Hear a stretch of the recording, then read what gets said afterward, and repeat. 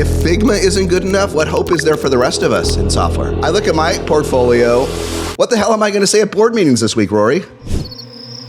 But hang on, I'm just going to say something, This is 20VC with me, Harry Stebbings, and this week, my word, we have a lot to discuss. We've spoken about the breakup of teams. I have to jump to the ultimate breakup of breakups being Sam versus Elon. How do we see this playing out? It's going to be the gift that keeps on giving. If you're the kind of person who slows down at a traffic accident, in other words, if you're like 90% of humanity, you're going to be slowing down every time the depots come out. It's going to be great. In some ways, I feel like venture and tech is a bit of a scam. Our job is to convert very high revenue multiples into cash almost unnaturally through M&A, through public offerings when they haven't earned it in free cash flow. You described the system correctly, but you kind of imply it's quote a scam. I don't think it is a scam. How would 99% of humans feel when you're like, if I just stayed at Stripe and just played Minesweeper, I could be worth 10 billion.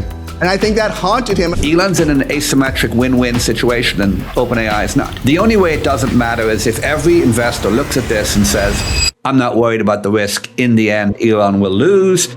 Well, isn't that what they said? Ready to go?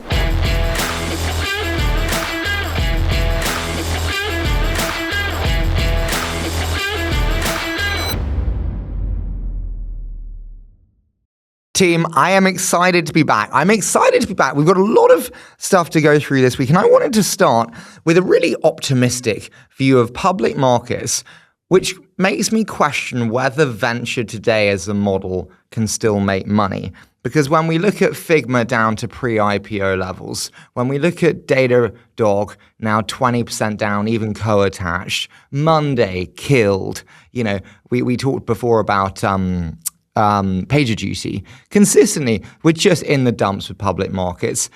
How do we analyze this? And do public market multiples today make the venture model increasingly challenging? No, they don't. Because the public markets, actually, it's almost the exact opposite.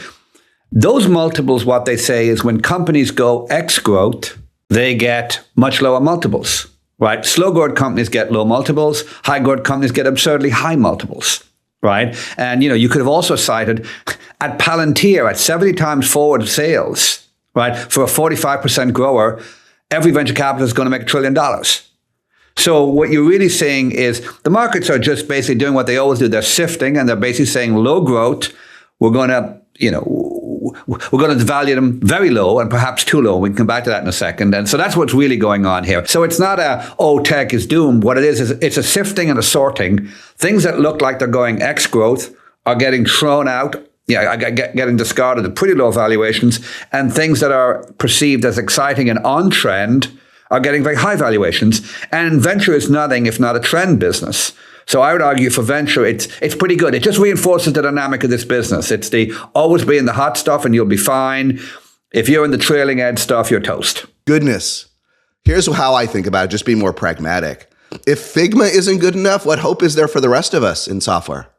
I'm not saying that there aren't folks that are exploding. The ones we know, the 11 Labs and the Replits and the Lovables and the Higgsfields and others, but I feel like none of the unicorns are better than Figma. Almost none of the prior. And if Figma isn't good enough, it's not good enough. It is not a great IPO. I'm not even sure it's a great public. It's a great product, right? I'm not even sure it's a great public company. And I look at my portfolio.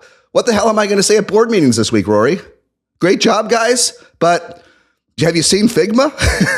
but hang on, I'm just going to say something, Great job, boys. Great job, lads. This is the problem with anchoring, right? It's a little bit down from its IPO. It's obviously, but then all the screen, it's hugely down from when all retail priced it the day after the IPO. If you look at it versus the IPO, you're right. It's still down a little, but it's not nearly as catastrophic. It's still a $12 billion market cap company. It's still growing. It's still trading at 10 times forward sales, growing at 30% plus. It's an awesomely good company. That's just the value. In other words, 10 times. Maybe not if you invested at 8 or 6, though. What? Maybe not if you invested at unicorn valuations. It's not as good as that's exactly right. Again, the message is really clear. When you pay up for high growth companies and the growth slows even a little and the belief goes out of the multiple, you're in for a long, hard haul. And we'll come back to this, I think, a few times before you can be valued on free cash flow. It's a long journey from the hope and the sizzle of a forward revenue multiple and a high growth rate to the steady anchor of 12 times free cash flow. It's a long and tedious journey, and there's a long flat period for the stock while that happens. I feel like, one analysis, it's Bill Gurley et al. There's just windows when there's lots of liquidity and high prices, and then it's crap 80% of the rest of the time. Another version I've always thought is, I don't want folks to take this the wrong way, but in some ways I feel like venture and tech is a bit of a scam. And what I mean by that is that our job is to convert very high revenue multiples into cash almost unnaturally through M&A, through public offerings when they haven't earned it in free cash flow. Our job is to find companies worth 20, 50, 100, 200 times revenue and magically convert that to cash. And when it does, that's how we build 5x or higher funds, and that's how we make money. If we have to go to an EPS world, we're dead. I feel like we're waiting for these moments, and it's even worse because when multiples are way down like today, no matter what the Carta data says, there is no liquidity. It evaporates from the system. But you say that, I mean, you describe the system correctly, but you kind of imply it's quote a scam. I don't think it is a scam. Yeah, let me just play it back.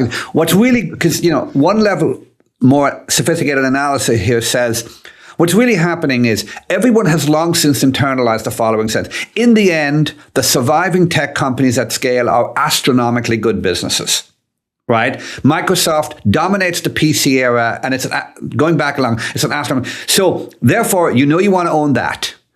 And therefore, you just work your way backwards that says, okay, at the point in time when I don't know which company is Microsoft, I can't wait until it's trading at 10 times EPS to buy. So I got to take a chance. And as you say, buy a basket of things that might be Microsoft.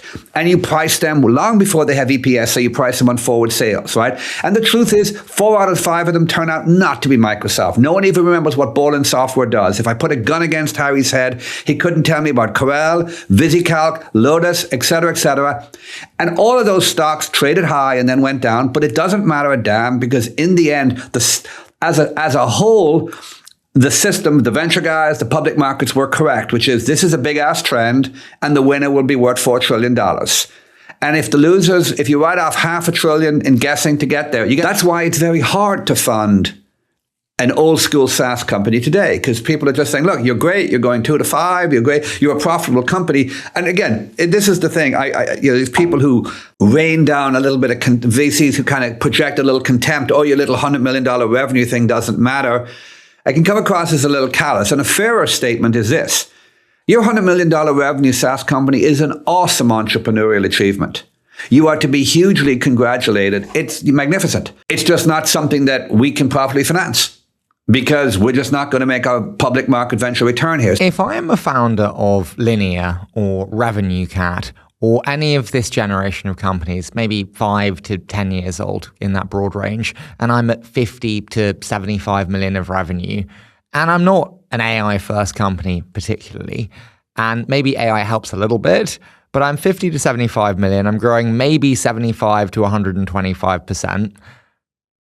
What do I do when I look at these multiples? Harry, you've been too up. Like, I think the truth is, if you're going 75 to 100%, you're fine. Stop. This idea, because if you're going 100% at 50, you're going to be at 100, then your growth decays to 80, you're going to be at 180, then your growth decays to 40 or 50, you're at 300. You're going to get to scale. So you've got your funny face on for listeners who can't see it. Harry's got on his I disagree face. So it's not that I'll tell you, listen, I don't want to get lost in the weeds. I only disagree with you for 2 reasons, Rory. They're just structural. One is, as someone with a relatively modest amount of capital and a concentrated strategy, I haven't bought 20% of a startup in like 7 years. And I haven't done a round at $1 million in revenue growing quickly in the teens in a decade. Now, if I could buy 20% of these companies in the high teens pre-money, like I used to do when Harry and I met, then I would be pretty zen about today. I'd be like, whatever the Lord brings, 500 million, 200 million, 3 billion. If I have to own 5% at 50 million post demo day, the math works out in the aggregate. Gary's got it all proved, no criticism, but it really ratchets the pressure when the valuation's 3 times higher and the ownership's 25%. I think that this is where the Figma thing gets stressful, right? I mean, you're not quite you're good as Figma. I'm going to end up owning 4%. You're going to be worth $4 billion. If everything goes well, $5 billion. Guys, I don't know. Teach me about crypto. I'm so sorry. I push back again. 75 to 100% for the biggest and best funds is not enough. When you have an 11 Labs or you have a Lovable or you have an Air Wallet, well, let me answer your question specifically, though. Yeah, and Rory can challenge it. I agree with you if that is all you have, and Rory will disagree. I'm very worried about you today, right?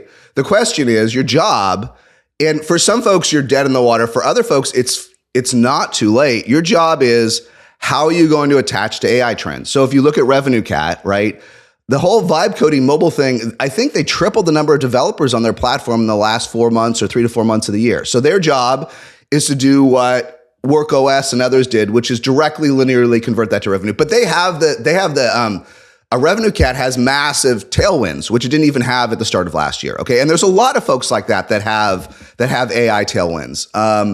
If you have none, you sure better figure them out right now, right?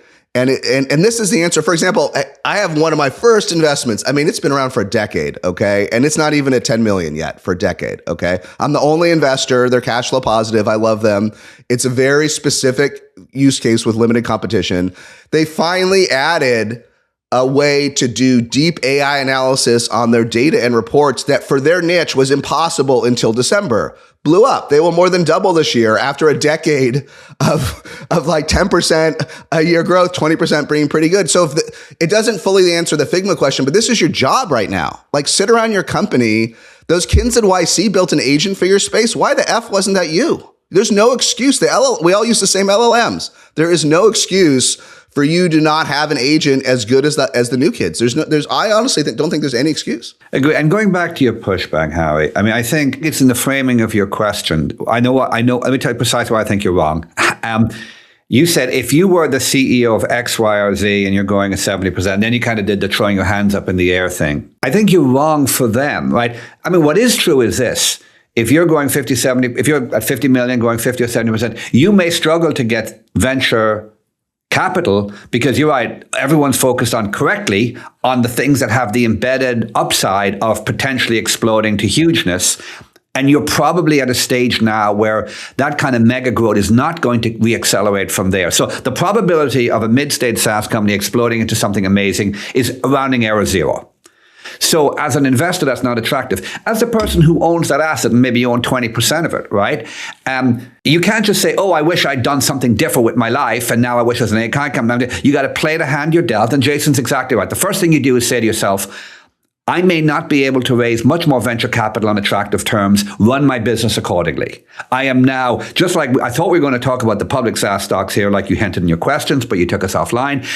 But it's the same thing. Live in the world you now find yourself, which is where capital is no longer free for your sector. You know, if you describe that negatively, you can say it's because venture capitalists are fashion chasers. If you describe it in a logical way, you can say it's because the kind of extraordinary growth has vanished from SaaS and has now reappeared in AI land. Run your business the way you do it so you don't need capital. Then, as Jason said, look at what these next generation people are doing and find a way to attach it to your business.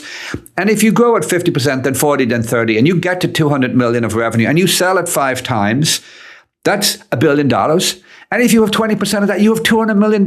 It makes you one of the probably 10 million, I've done this math, about in the top 5,000 richest people in the world. It's okay, but it's a grind. And the reason it's a grind, and that last sentence, because it's a grind, explains exactly why venture guys aren't investing, because grind is not in our MO. We'll come back to new rounds. You mentioned the grind isn't in our MO. When the grind isn't in your MO, you move on. Yes. And you ever seen the Home Alone movie cover, which is like Macaulay Culkin screaming like the bad guys?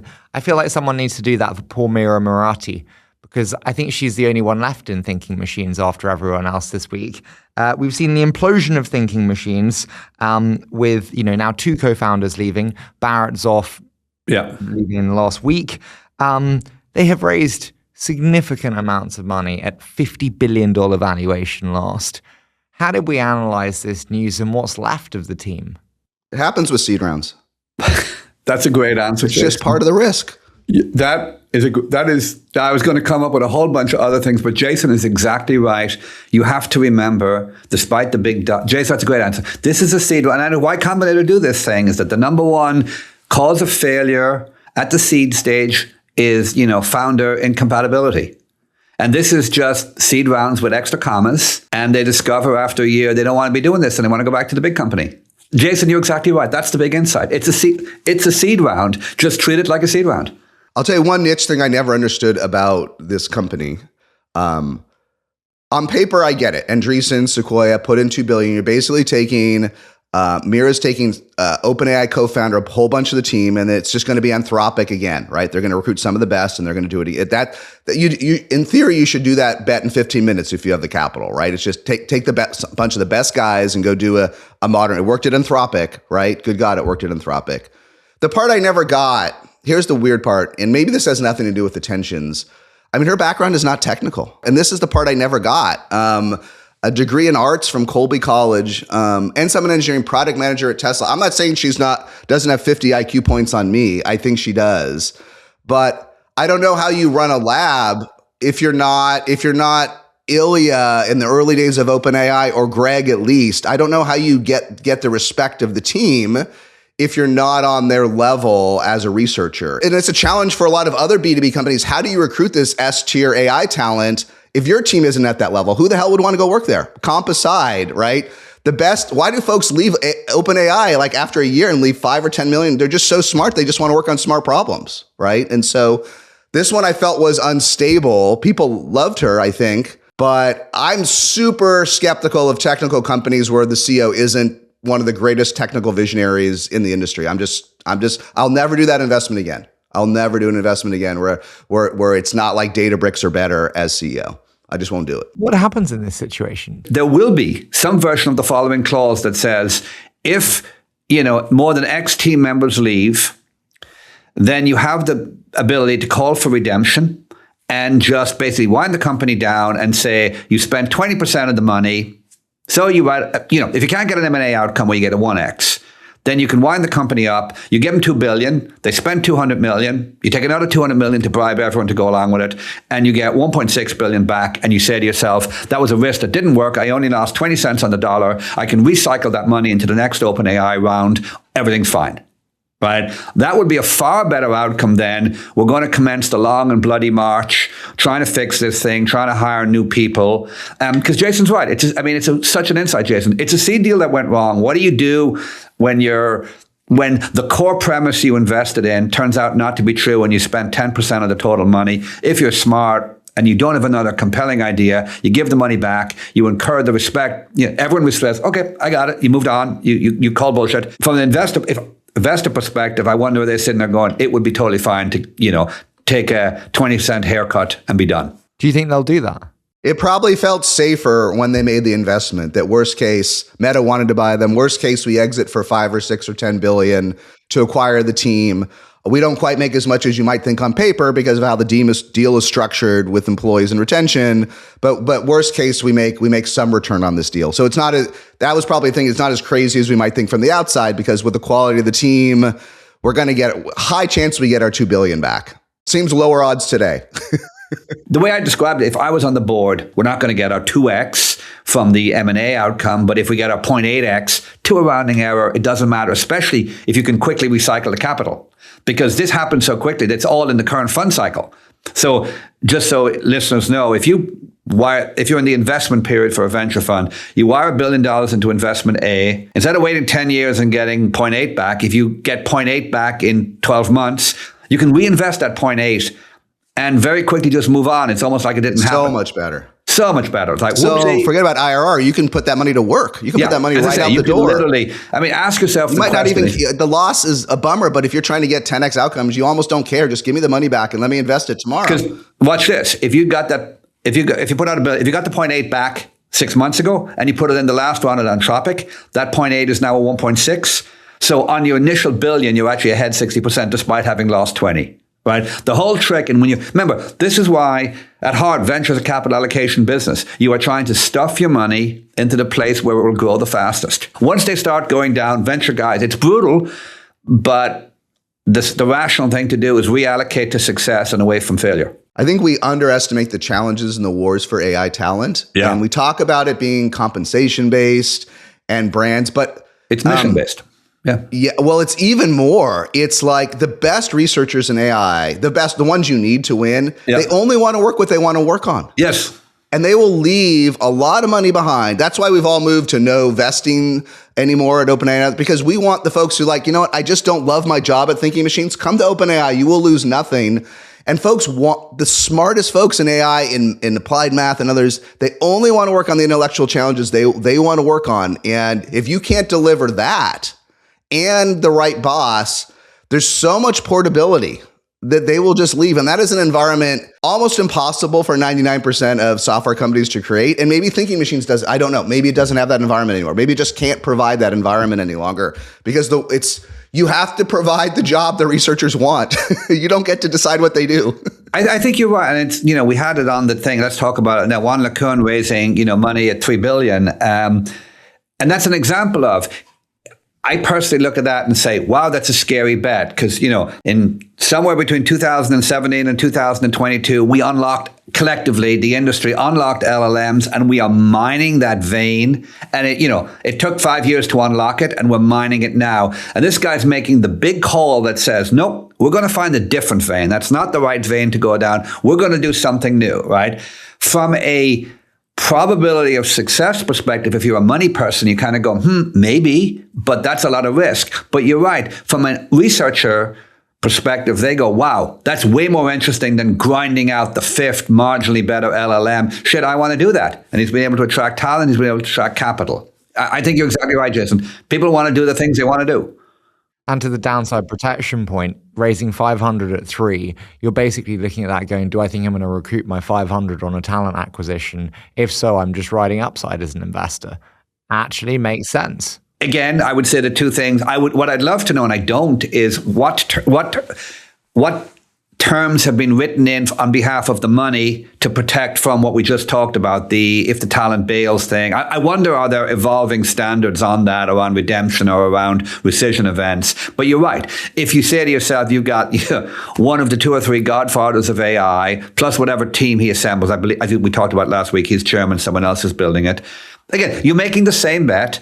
And you also have a monopoly of talent outside of the Valley, which is quite powerful. He does have a monopoly on AI talent in France in a way that... Well, Mistral, I'm not sure monopoly, but as we were discussing before you came on, one of the interesting things about the current political environment is the extent to which non-US sovereignty-based AI plays probably have had a vindication in the last few months. So I don't know how that factors in. But yeah, I mean, as I say, as a capital provider, you look at it and you go, it's a much higher risk bet than, we know how to build LLMs, let's just build a slightly better one. So, from a risk perspective, you go, wow. But to Jason's point, I mean, we kind of got, I think I took the conversation off a little, but I think Jason's point's the right one.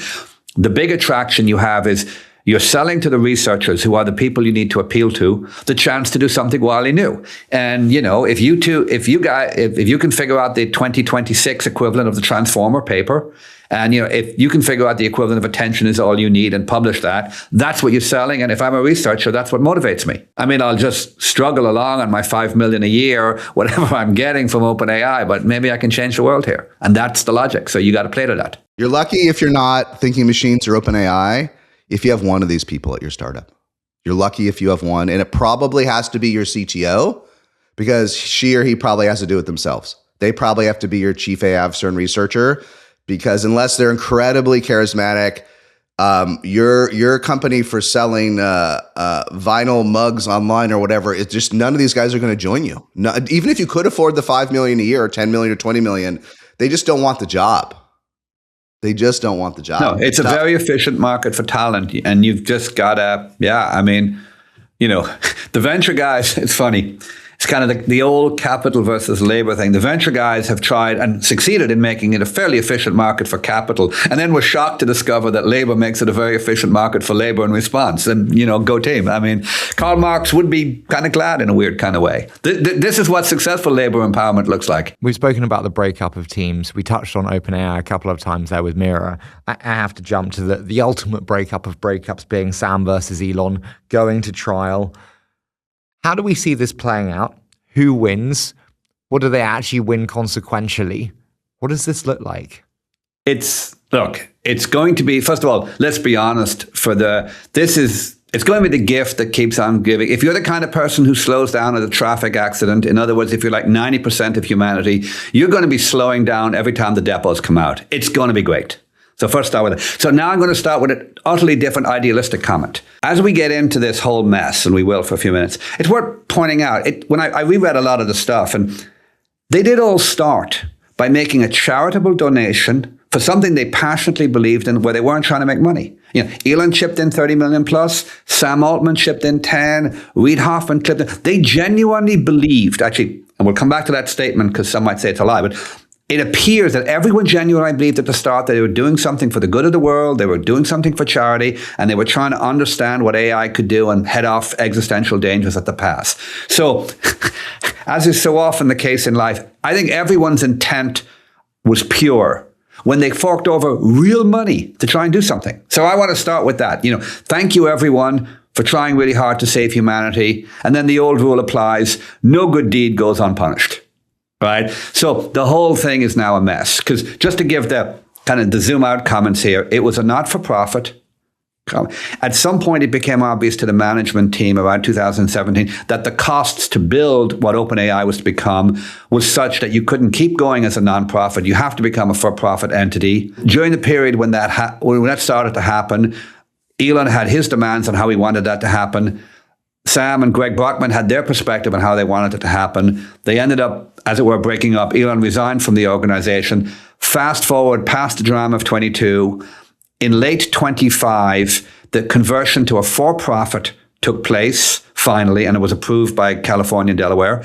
And now, OpenAI is a for-profit corporation with a largest individual shareholder is the foundation. And the argument that the Sam and Greg would make is, hey, you invested money in a charity, and that charity now owns 30% plus of one of the most profitable, one of the largest companies on the planet. So you kind of got what you paid for. That's the argument they're making, right? And Elon's, and therefore you're entitled to nothing. You made a $30 million donation. You created a probably a $150 billion foundation. Congratulations, you've helped humanity. You got what you paid for. And Elon's comment, which is going to be tricky to prove, but it's going to be messy, is not just, I don't like that, but all along you guys were planning to cheat me and planning to make it a for-profit company. And therefore, because his ask is not just, hey, I want my 30 million back. That's, chump change in the back of his couch, right? His argument, which is a very aggressive, he's saying, hey, you guys planned this all along. And therefore, my damages claim is not just give me my 30 million back. And it's not stop the conversion to a for-profit, because that's already happened now. That can't be stopped. It's like, you guys took my 30 million under false pretenses. Therefore, I'm owed roughly what 30 million would own out of that company now, which is $100 billion of value. He's basically saying, if we're going to go for profit here, guys, and you guys were lying to me all along, then I want my share of that now. So you're all going to have to take dilution such that I get my 100 million. The damages claim is $70 to $130 billion, which would come in the form of extra shares of OpenAI to Elon, and everyone else would have to take the dilution. That's the ask. That's what's going on here. In the end, it's an economic argument on the basis of fraudulent intent from day one. Is Elon doing this to slow them down? Is he doing this for I don't think he's doing this for the $70 to $100 billion. Yeah, I think he's doing it because he can, and it's fun. I mean, look, billionaires going to billionaire, and near trillionaires are going to near trillionaire, right? He feels shafted. I mean, it's a win-win. He feels shafted because he does feel that he got mistreated in this process. And you're right, it's good for Grok if it slows it down. And you might win 100 billion. And there's not a ton of downside other than a bunch of legal fees because, they got no claim on you, right? So it's a asymmetric win-win situation for him. Provided you have the couple $100 million of legal fees it's going to consume here, right? Because we are litigating over $100 billion, right? And look, and then the other thing that happens is, and he's lived through this on the Twitter litigation, deposition and discovery is a sucky process because you write down stuff in your email, in your diary, and then it suddenly comes out and it's always embarrassing. Right? Look, the truth is that if I spewed out your last 10 years of emails, I'd find some embarrassing stuff. Right. And it's happened to, if you remember, it happened to Elon in the Twitter litigation. I mean, some of those texts just look juvenile. You just, oh, wow, you're the richest man in the world. You sound like an idiot. That sucks. In this case, they were able to, I mean, if you look at already what they've got on the record, they've got poor Greg Brockman, who kept the diary in 2017, writes in his diary, as one does, what does it take for me to get to $1 billion? And now that's come out, and now they're going some version of, hey, you were cheating me all along. You wanted to do a for-profit. I mean, can you imagine, Harry, having to get your diary from 8 years ago? And then you had Ilya, who had to do a 10-hour depot. And this comes back to the whole mirror thing, right? He had to do a 10-hour depot on the 2022 CEO drama, which is not really relevant to this because the quote-unquote alleged fraud happened in 2017 or 18. But again, it's just a fun chance to get all the mess out there. So they depoted Ilya for 10 hours, and we finally got to hear what he thought about the great fiasco. And it's kind of embarrassing for everyone. Everyone looks like an idiot in 2023. The board looks stupid. Ilya looks a bit naive because he relied on Mira. She looks a little naive because she was... It just looks like amateur hour everywhere. So if you're Elon, you're like, I can torture these folks and look stupid. Maybe it postpones... If there's any kind of credible case, and remember, a judge was asked, because OpenAI did go for summary dismissal, which is what you do. You say, hey, there's no case to answer here. Just dismiss the charges. And the case, I should say, they're not charges. And the judge said, no, there is a case to answer here. I'm not saying it's right. I'm not saying it's wrong, but there's a credible discussion here. So now they got to go to a trial, right? And I don't know how that impacts fundraising, but for the next 1-2 years, there's the potential of every financing of OpenAI now has, you might have to take 10, 15, 20% dilution if they lose a jury trial. The intent of the other founders, Sam and Greg Altman, wasn't day one to quote. I think Elon's case is built on a slender conspiracy thread, but it'll sound compelling to a jury when you also have all this dirt about, like, who the hell knows? Rory, what happens? And Jason, what happens? It drags on a long time and it gets in the way. And who wins? Elon wins no matter what. Yes, that's the right answer. This is a jury trial. And again, we're not experts, but a jury trial is unpredictable. And there are bad facts on both sides. Yes. This is the movie The Social Network. I know they're making another sequel at Meta. This should be the next Social Network. There are bad facts on both sides. And if Elon was not the richest man in the world, he would settle for 30 billion or 5, whatever that Winklevi got. He would do the same deal. Give me 5%. They would settle on the eve of trial for 5% to Elon. They would say, we're just doing it to move beyond. They'd give him 5% or 4%. And if it was about money, he'd move on. Just like the Winklevi got their 4 or 5% of Meta, Facebook. That's what would happen if it was about money. The fun thing about the sequel to The Social Network is they ain't going to settle for that. He's going to go to trial and he's going to win. And Elon has bad facts, but this man has already been bad facted the last couple of years in public. His worst fact, forget about that it's in Oakland. Now, Oakland is very liberal. Elon's worst fact was that Trump hated him for about 6 months. He fixed that issue. Now he's back in the inner circle. Get a couple MAGA folks, Republicans on the jury. We don't know. Sam Altman fired by OpenAI board for reasons not fully disclosed. I have one strong theory. Greg Brockman, and you know what I think really happened with Greg that I think maybe people missed? This is my theory. The guy really partially regretted leaving Stripe as the CTO and the 4th employee. He leaves, Sam recruits him from Stripe when it's worth $3 billion and says, don't worry, we'll make it up for you at our nonprofit. Come do this thing. We're going to change the world to Greg. And it's very exciting. And Greg really doesn't want to work on the Stripe API anymore. He's already gotten payments to work. It's kind of boring, right? And he leaves it in 2015, Rory, when the world seemed very flat and simple, right? And he left and he turns around and he's like, my God, I left billions behind. How would you feel as a human being that didn't make the money Sam had already made? Sam's already he wasn't a billionaire then, but he's on the path, right? He's raised hundreds of millions at his own venture fund to invest in YC startups. He personally owns 2% of Stripe. How would 99% of humans feel when you're like, if I just stayed at Stripe and just played Minesweeper, I could be worth 10 billion.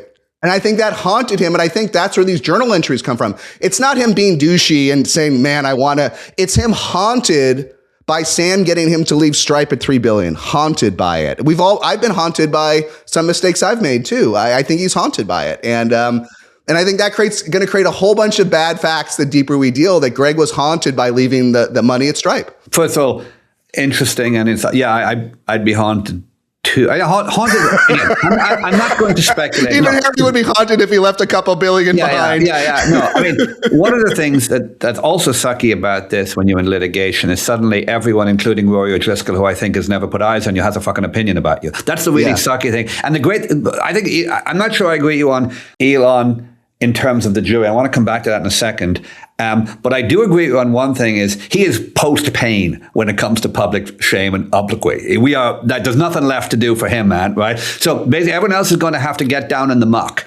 And he is already so far in the muck that, on various different parts of the last 3 years, 40% of the country have hated him, and it's been a different 40% each time. So there's nothing left for him to do, which actually gets to you asked how do you think it ends, right?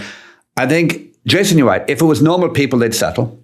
If it goes to jury, I think two comments I will make. From a facts perspective, I think in the end, Elon has to prove his case, and it's a high bar to prove, right? Because you got to not only prove right when they were raising the money charitably, they were all along intending to swipe it and build a for-profit. And I think that's very hard to do because Altman's money went in as a for-profit, not-for-profit too. So I think it's fundamentally, I think Elon's wrong on the core assertion. I don't think this was a cunning device to cheat everyone, because if they wanted to do that, they could have just done what Anthropic did, which is the totally sensible interim stage of a public benefit corporation, and saved all this frickin' drama. So I think, stripping aside all the bad facts, I think the core assertion Elon is making, which is they misled me into giving them 30 million for this thing which was never going to be a charity, and therefore I get my money back. I think that's wrong, right? So, but to your point, you still got to prove it to a jury. Now, the other comment is, remember, he has to prevail.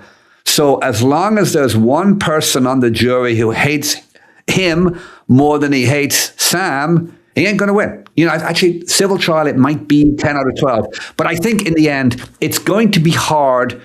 First of all, it's going to be a very unattractive cast of characters if it is an Oakland courtroom. You get Sam to come in and say, hey, talk about how you said this is going to make everyone unemployed. Then you get Elon to come in. They're going to hate the whole being on the stand thing, which everyone's going to have to go on, right?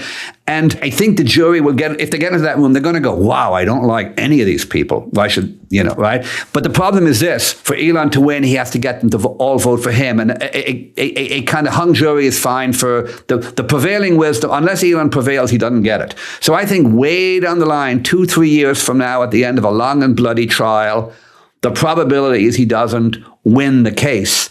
But Jason, you're right.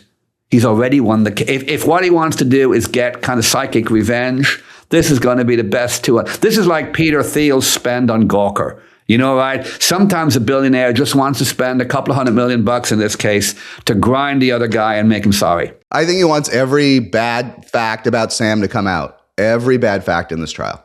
We haven't even heard why the board fired him, right? If someone depoted my diary for the last 10 years, and if you keep notes on days when you're feeling like shit, you're like, that's not great. So that's the problem with litigation. That's the problem with convoluted structures. You end up in litigation. That's why keeping it simple was step one.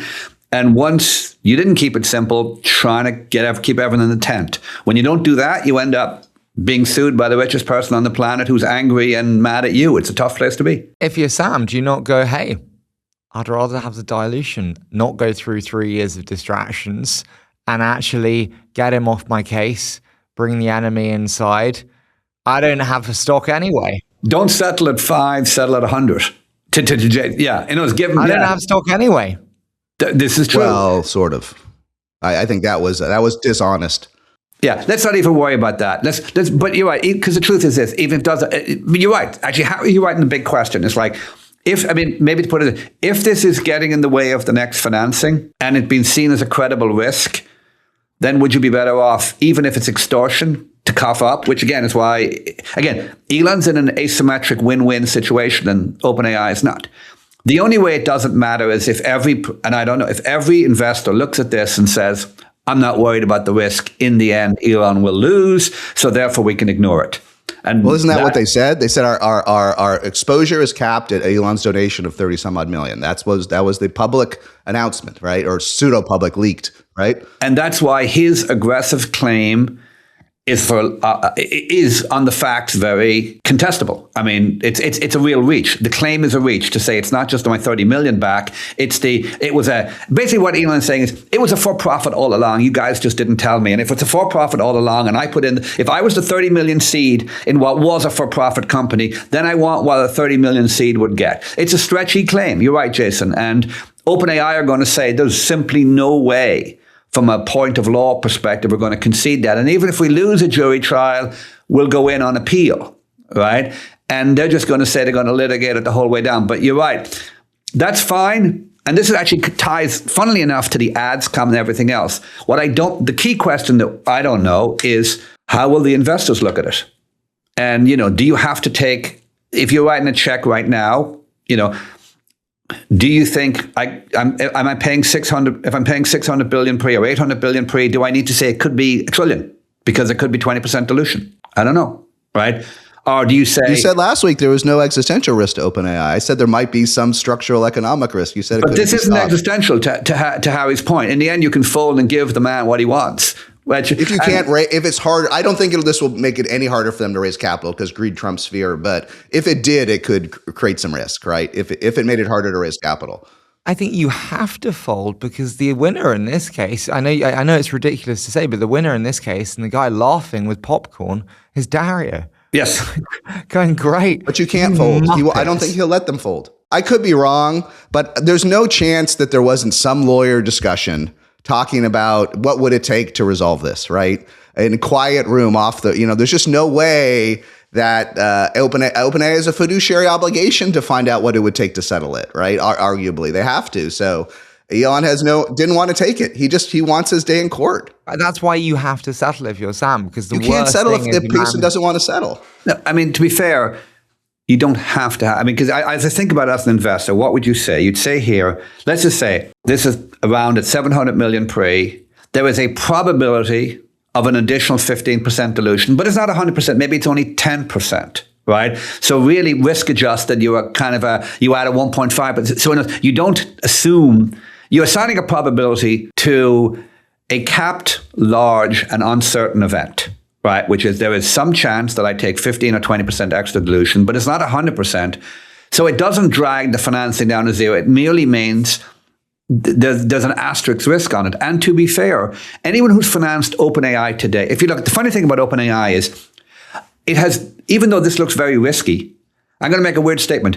OpenAI, from a structure perspective, it's less risky now than it's ever been. If you look at all the rest, the first money went in, it was, hey, it's for profit, not for profit. And then you had that disclosure, hey, we're never going to make money, so what can you do? In the last year, they've been able to convert to a for-profit company. So a huge step took place last October, November of 2025, when OpenAI, the real danger would have been if they hadn't been able to convert to the for-profit company, because at that point, the whole thing was at risk. When they got that done, right, they took a big step function decrement down in risk. So even though this feels very risky, it is less risky than the risk under which they were able to raise, $200 billion plus or minus. So it'll be fine. It's just a risk. It's going to be a monstrous pain, and it's going to be popcorn time for everyone else. I think you're being way too nice. Like, at a time for OpenAI, where you have Gemini killing you on consumer, Anthropic killing you on enterprise. But you're just lumping everything in together, because you have to. Yeah, but look, the litigation. I can't isolate things. But you actually, funnily enough, you have to, in the sense of whenever you have that kind of litigation. I've been through companies occasionally have it. What you have to do is to say this. The really dangerous thing about litigation is if it kind of subsumes the whole company. Because the thing about litigation, it gets your blood up, and you start trying to win, and you just get emotionally vested in it. If they're smart, they'll have a great GC who says, other than depositions, none of you talk about this ever again. We will deal with it, and our $100 million worth of lawyers, right? Because you can't let that get in the way. So let's assume you do that. And now you're still running a wildly successful business with a whole bunch of competition. And you're right, you've got to deal with Gemini, you've got to do Anthropic, you've got to get ads out the door, you've got to start having a convergence plan on profitability, which is, I think, why the ads are coming out. Yeah, you've still got lots to do, but, it's no... With the exception of the litigation from the world's richest man, nothing's changed from 2 weeks ago. Is ads coming at just the wrong time? As Gemini is killing you on consumer and producing better and better models, and Google are really feeling tailwinds to come out with something that does deprecate the product, even in a small way, is it coming at just the wrong time? But I think you do. I mean, I think it actually speaks to something. Why do you introduce ads? I mean, if you look at, there's the two biggest ad businesses was Google and Facebook. And both of them agonized for about a year before introducing ads. Google in 2002, 2001, 2002-ish, and Facebook in 05, 06. And then everyone goes to the following logic. There's no other way to monetize. There's simply no other way to monetize. And the cost to serve a free ChatGPT customer is higher than either Facebook or Google. And the conversion rate to paid, because Facebook and Google, so what are you going to do for business model? Facebook and Google didn't have a paid tier. So one argument could have been a certain percentage of the free people will just convert to paid, and that will be enough to make the business work, right? But the truth is consumer conversion tends to run well under 10%, probably 5% or less. You just don't get enough conversions to serve the free tier. You've got no choice. Once you recognize you got no choice in the end, Facebook hated ads, Google hated ads. You can hate ads till you're blue in the face, but America wants free shit. And the only way consumers get free stuff is if you run ads. So there's no choice. So I think it's it's inevitable. So rip the bandage off, especially if capital is going to get more expensive. You just got to go do it. I think the ads will be great. Yeah. I genuinely think they'll add value to ChatGPT. Because I think, I don't have the numbers on it. I know for myself, I do my vendor discovery using LLMs. I do my vendor discovery on Claude and a little bit on Google. That's when I want to find a new tool or a new product. That's where I start. I start with LLMs, especially if I'm the free product. If I get my rich response of which OAuth product to use in Founderscape, and at the end, there's a little ad from WorkOS, and I choose to click on WorkOS instead of the one I chose, and that was a great option too. That's a win-win. And I actually think they're going to, so one, I think it's a win-win for free people. Two, I suspect in the beginning, unlike we wanted to blow our minds out with Google because it was 11,000 pages of blue links before the one natural thing. And then it's so polluted with ads, we can't even figure out what's an ad. If the ratio is say 10-1, like a lengthy analysis of what's best for you and a little ad in a different color, I think it's a win-win for everybody. It makes the product more profitable, better margins, and we get some value. Advertising is not valueless to consumers when it's perfectly executed. It's not valueless. I think that's a great point, Jason. I really do. And there was a period of time, Jason, to your point, when the Google ads were awesome. Early on when there was only a few paid links, you remember on the side, I was like, okay, that was, you're exactly right. That was marginally additive, right? Now, obviously they've swamped it and you can barely find out what's going on. And, all these things tend to, that wonderful word, enshittification at scale. But you're right. This could be the period where one or two ads at the bottom of that are additive in terms of information, especially when you auction. The beauty about the auction process for the ad placement, right? It's going to sound weird, is that because they run because Google has run, Facebook runs these very efficient auctions, you actually end up selling the ad to the person who values that real estate the most, which usually is someone who's got something very precise to sell you. So to your example, Jason, you're exactly right.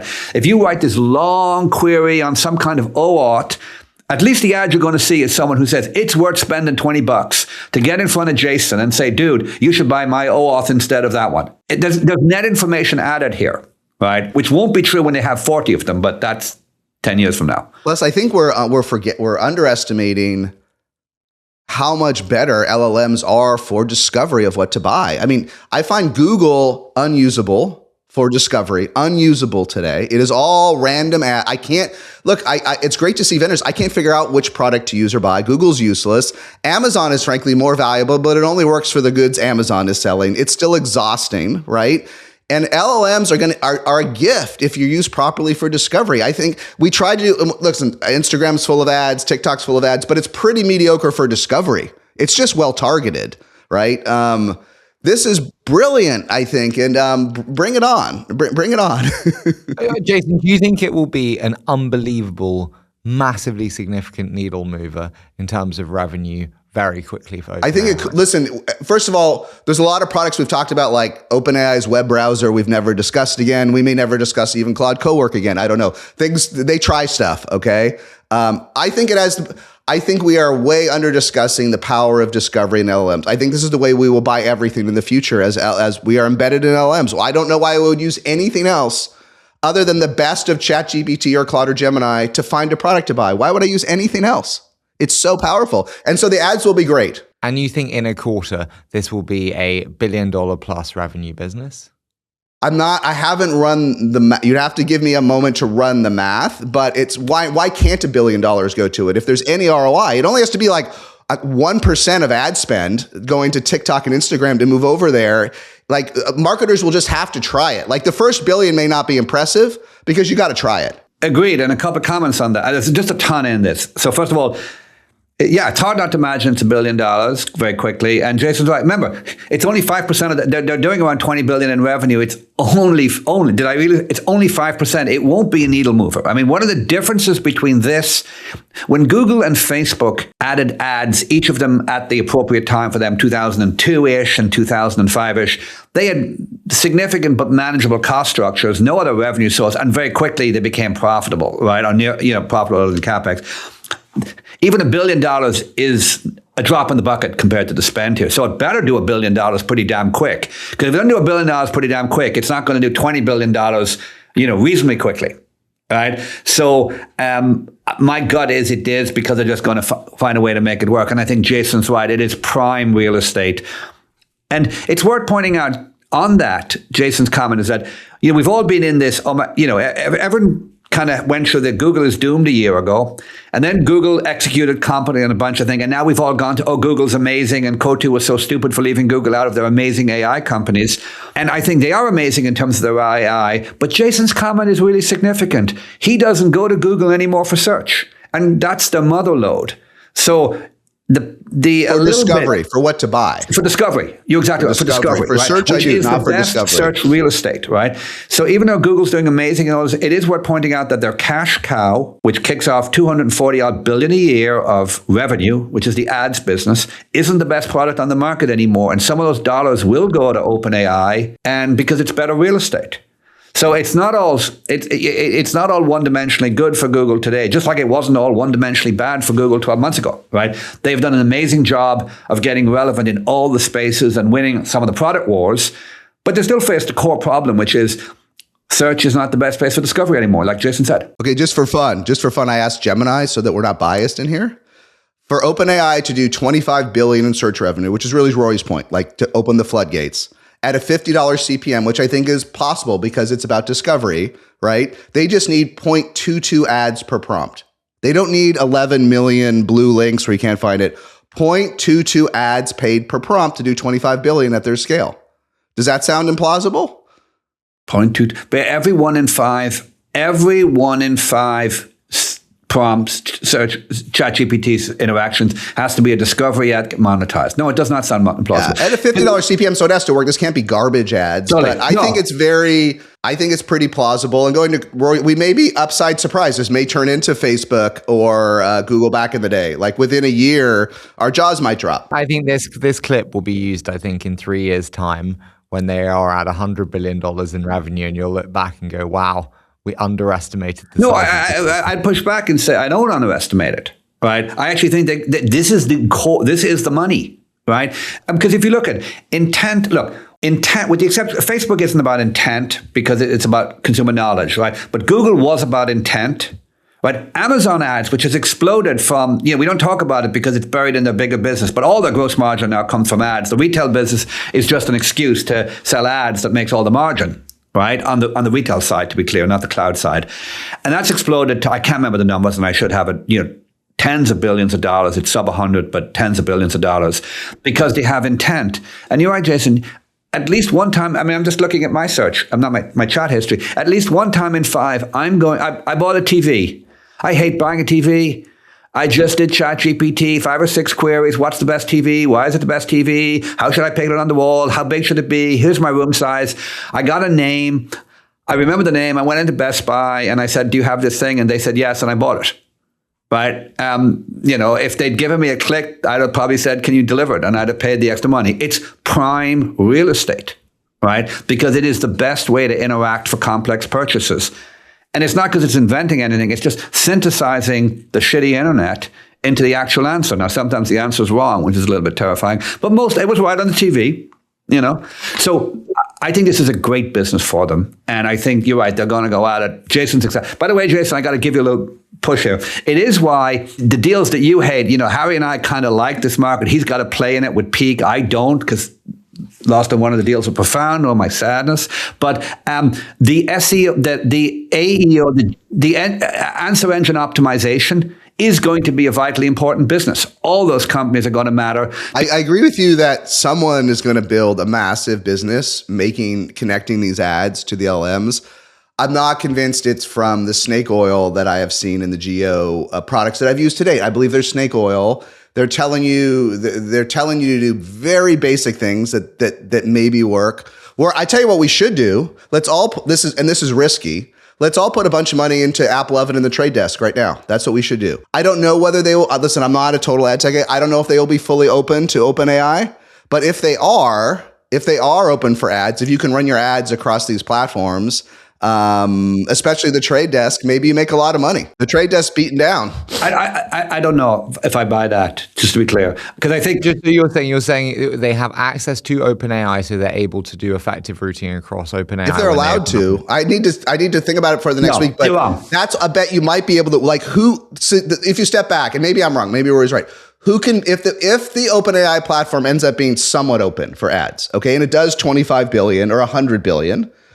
Who could we bet on today that ideally is public, because we're all traders, where we make money on it because they're beaten down by the start of the show by the SaaS occur of 2026. The bet just vanished and Adobe did something smart.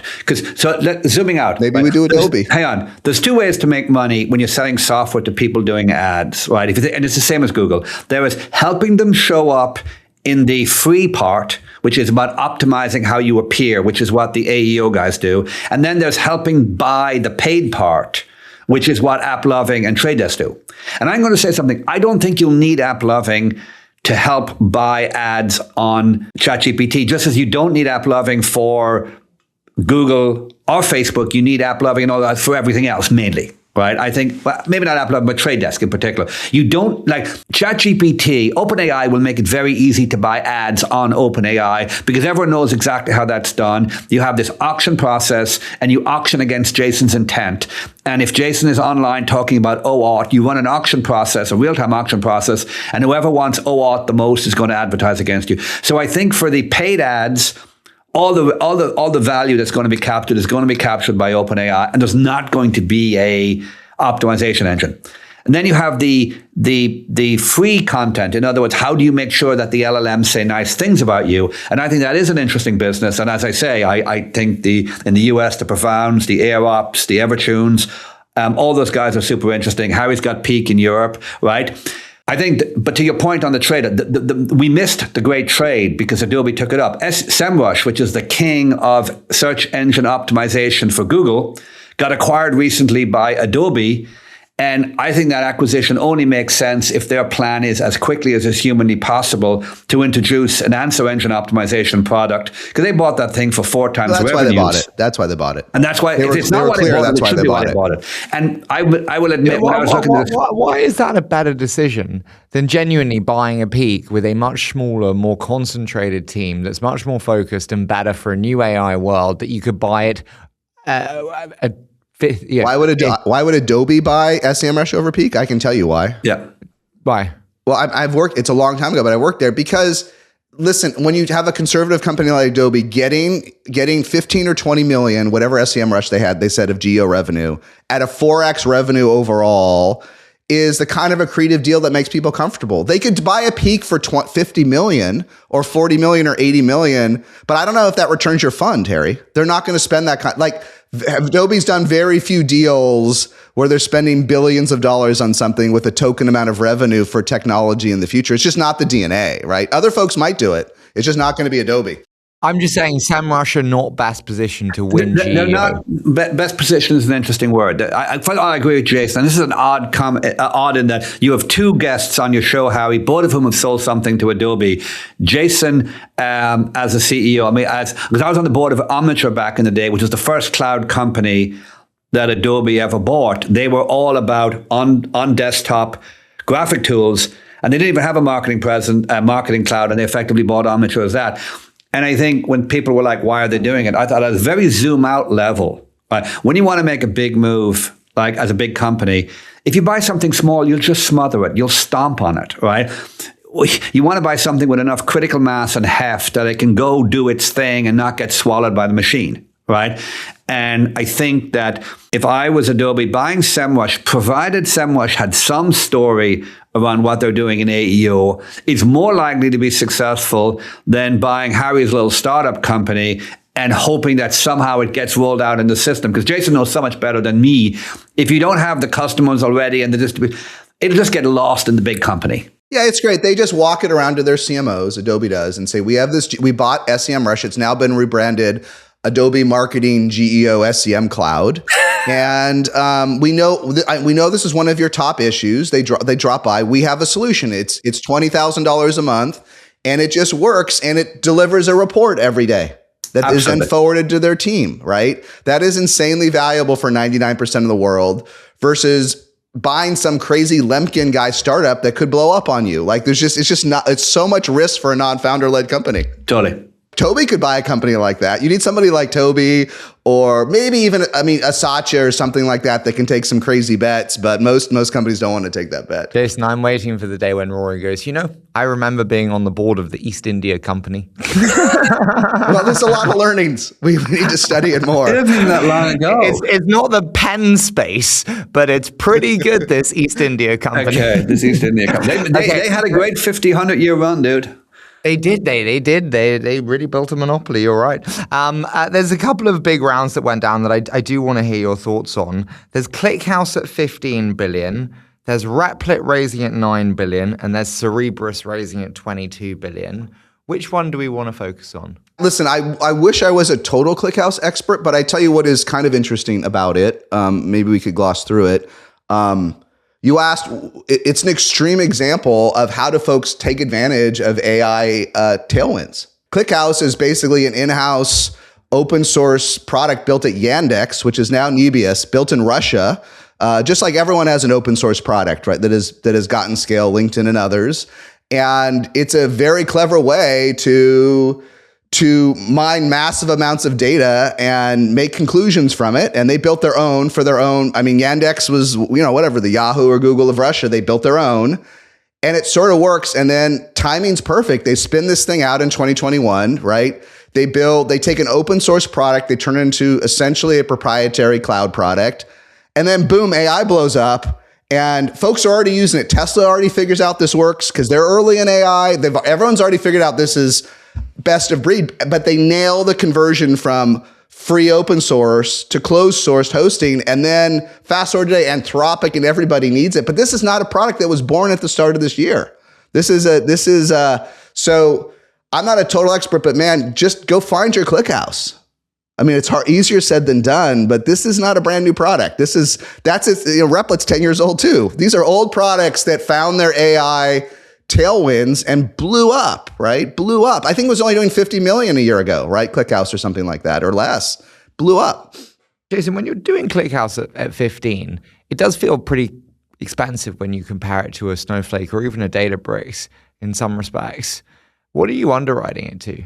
I guess Databricks is your comp, right? Which is, I guess, is a large assumption that it's even better because everyone in AI is going to use ClickHouse. You're assuming one way or another, you're going to get like 100%, almost 100% market share. And some will be directly competitive with a Databricks or even Elastic where this, I think the CO was, and others will be quite complementary. It's not, but you're just assuming, I think the bet is, I don't know. I didn't see the deal at 15 billion. Maybe Rory did, but I think you're just assuming everyone uses it, which maybe is a rational bet. Once in a while, these products come into market where just every single person uses the product. And if you and open source, it's actually common. It's just hard as heck to monetize it the way ClickHouse does. That's the clever part, right?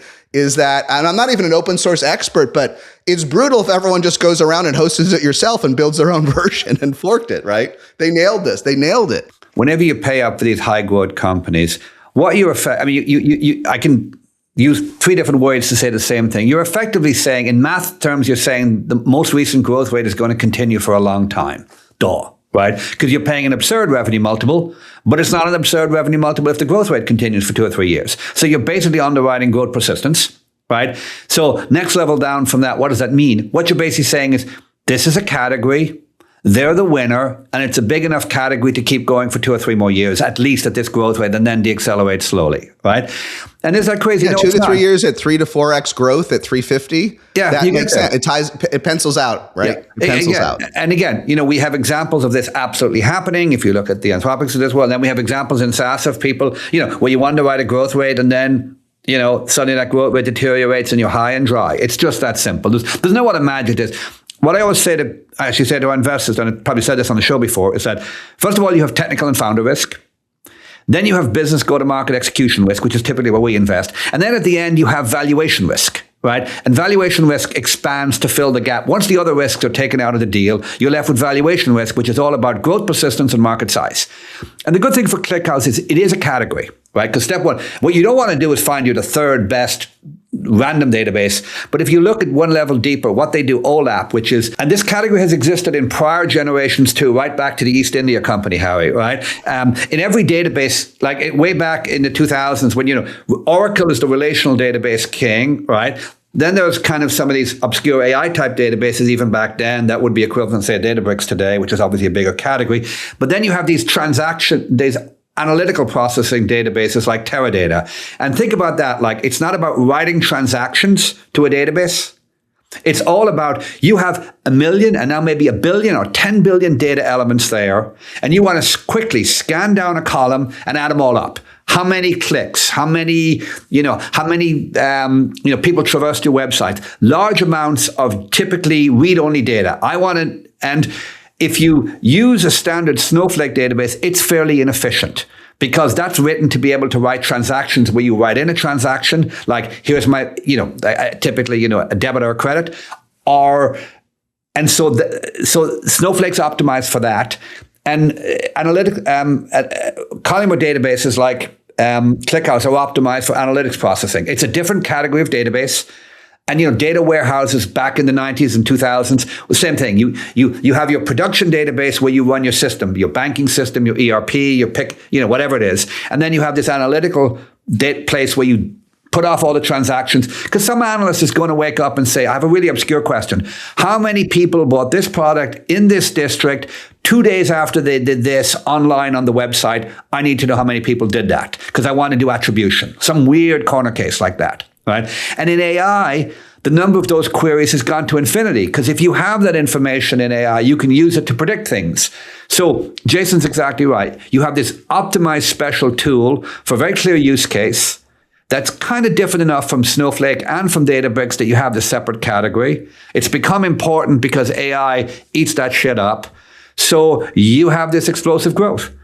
And it's a category. So then the only question is, can the OLAP market support a $30, $40 billion outcome? You squint and you look at Snowflake at 80, it's for transactional database, you look at Databricks 100, 110, maybe it can. I mean, it's typically, if you look back in the prior generation, the data warehouse category was smaller, significantly smaller than the relational database part of, the transaction processing part of the marketplace because your airline, for example, concrete example, you're running your airline reservation system. That's a transaction processing system. That can't go down for a single minute because you lose billions of dollars.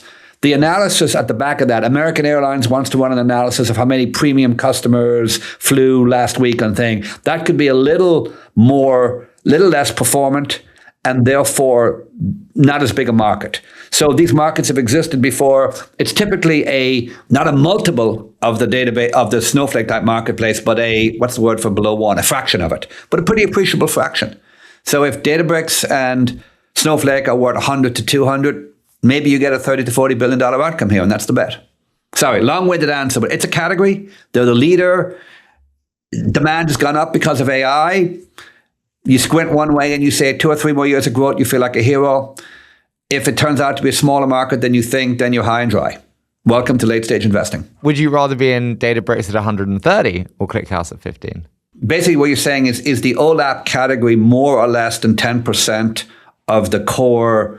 Well, Databricks isn't really relational. It's much more about AI-enabled data manipulation. Sure, when you look at it like that, you say it's not crazy that it's worth that the subcategory is more than 10%. It might be 20 or 30. So yeah, if they were both public, you could have a fun, kind of macro trade of short one, go long the other. But that's not the way the world is now. Okay, final one. Actually, fuck it. Let's do a quick fire and just cram a couple in one. Oh God. Oh, it'll be fine, Rory. Don't worry. So Sequoia are going big into Anthropic. They're also in OpenAI. Are we seeing the end of competitive investing? No one gives a fuck about competitive investing anymore in 2026. Well, didn't we talk about this last week when I said Andreessen should target 50% market share, not 10, to Rory's insight? I said they can get past the competitive issues. So yes. Sequoia's past it. Different partners, different funds. I don't buy any of that, but I think the truth is when you're piling in at 350 billion pre, you're not on the board. You don't have meaningful information rights. It doesn't matter. Again, going back to the first principles, this is really Fidelity mid-cap growth. Well, actually, large cap growth now, but just in the private markets, which again, I repeat, is absurd that we're in this place, but whatever, right? Given that Fidelity growth is always going to buy, if they believe in a category, they can totally buy 2 or 3 different things with no conflict because they're not in the room when decisions are happening, right? And I think these late stage investments, if you're not in the room, it doesn't matter because you don't have meaningful information rights. You're not getting the board deck. You're not there for the strategic stuff. So I think you couldn't do the Series A of OpenAI and do the Series A of Anthropic. That would be stupid. I would assume one of the CEOs would stop you. But getting at 350 billion pre, where your $1 billion, it's just worth saying this, where your $1 billion gets you 0.3% of the company, which is about what you'd hire a director for at Series B, right? No information rights, no nothing. It doesn't matter. I mean, you know nothing. You get one email a quarter from each of the 2 companies. You know where they are. And, as I say, you are a public market investor in private assets. Jason, I'm intrigued for your thoughts on this one. Replit, $9 billion. Oh yeah, I want to hear Jason. Listen, Lovable was 6.5 as a last vantage point. I think they're neck and neck in terms of revenue, really. Let's imagine they're at 300 million this year, and when they did the round before, they're at 100 or 100 something. You can justify the step up based on that. You could also challenge it using Rory's math. What I think people might not get, this product's like 50 times better than at the $2.5 billion round. It's not a little bit better. It's like when we started doing the show, I was trying to use the V1 of Replit. I could not finish an application. I couldn't finish anything. And it almost blew up on social media, you might remember, right? We do, Jason. It was unfinishable and it just wasn't there. And one of the founders of a competitor called me up and said, none of us are there in the industry. None of us are there. Over the holidays, for fun, I built an incredibly complicated game. I've never built a game in my life. I built a startup simulator that simulates everything from going through YC to IPOing to controlling all the global power and GPUs and tokens in the world. People love this game. And what's interesting isn't that I built it, it's that it works. Yes. Nothing worked at 2 billion, 2.5 billion, or whatever the round was. Nothing worked. And the joke was all over the internet. Everyone's got a project they 80% finished and lovable to Replit. Everybody did. They couldn't finish it. And it was a joke because they thought they 80% finished it, but there was no chance to go from 80 to 100. Literally, I built this thing over the holidays, and I probably put 100 hours into it because it was over the holidays, right? This was not a one-shot deal. but it's magic. And so if the revenue growth justifies it and the product is literally more than an order of magnitude better, I would argue, I know this is the math that we're going to look back of and make fun of ourselves, but I would argue this is a much less risky investment today, whatever it is, within reason, than it was at $2.5 billion, where I didn't even think this was a stable product. Like, I thought it was cool, but it didn't work so much. And by the end of this year, man, it's going to be even better, right? So we're just getting so much benefits of these improvements. Like and everyone that's like, oh, if you watch the Ben Affleck, Matt Damon one on Joe Rogan, pretty fun. And Ben's like, well, nothing's really improving anymore in LLMs. And maybe it isn't in Hollywood, although I doubt it. We've just started with agents. And it's just so much better. So I think Replit's 100 times, I know the venture math doesn't work this way, but if it's 100 or 1,000 times better product, it's probably worth 2 to 3 times more if the revenue is growing at outlier rates. Well, I mean, they'll be at 250 million ARR now. And then if you assume, given their growth rates, they'll realistically be at 700 to 900 by the end of the year would be well, God, you're paying. Sounds like a better deal than a lot of other portfolio companies. If it hits the number, it sounds like a pretty good deal, right? Yes, implicit is a huge amount of belief in growth persistence, but yes, agreed. If they do that, then yes. What was your question going to be to Jason, Rory?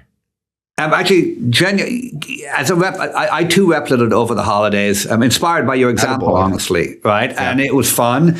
And what I did find, though, is I used to use it when I was doing my Python lessons. They're very much driven now to a much higher level. It's all agent-based. It's basically, you don't even need to see the code, Mr. Designer. It's all about, it's you interacting with the chat. I'm actually trying to get down to the developer level and understand the code base. And it's almost hard to find, and it almost resists. You have to decide. The interesting thing about it is you have to embrace a world of you don't need to know the code, Mr. Rory. And once you do that, just describe what you want. It's a whole new skill. It's almost like it's not programming at the programming level. It's describing at the describing level. And once you embrace that, you get stuff done. But it's really hard to go back to first principles and say, how does it work?